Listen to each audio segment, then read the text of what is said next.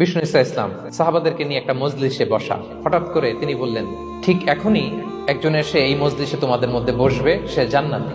এটা শোনার পরে তো সব সাহাবারা নড়ে চড়ে বসলো, কিরে রাসূল সাল্লাল্লাহু আলাইহি ওয়াসাল্লাম একজনকে জান্নাতের অ্যানাউন্সমেন্ট দিচ্ছে, কে সে? তো দেখা গেল এক আনসারী সাহাবা প্রবেশ করেছে, তার জুতা দুইটাকে বগল দাবা করে, কিন্তু কেউ তারে চিনে না। তারা যে এক্সপেকটেশন করছিল যে খুব আল্লাহওয়ালা এমন কেউ আসবে, না, সাধারণ সাহাবীরা অবাক। সবচেয়ে বেশি অবাক হয়েছেন আব্দুল্লাহ ইবনে আমর ইবনে আল-আস রাদিয়াল্লাহু তাআলা। তিনি অবাক হলেন, ঘটনা কি, তার গোপন রহস্য দেখি তো, খুঁজে বের করা যায় কিনা। তিনি ওই সাহাবীর বাড়িতে গেলেন, যে তখন তিনি বললেন, তিনটা ভরা মজলিসে বিষ্ণু ইসা ইসলাম তোমাকে জান্নাতি বলে ঘোষণা দিয়েছে।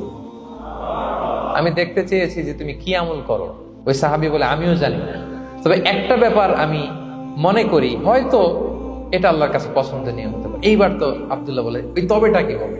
যে আমি প্রতিদিন যখন রাতে বিছানায় ঘুমোতে যাই, আমি ঘুমোতে যাওয়ার আগে সবাইকে ক্ষমা করে তারপর বিছানায় যাই।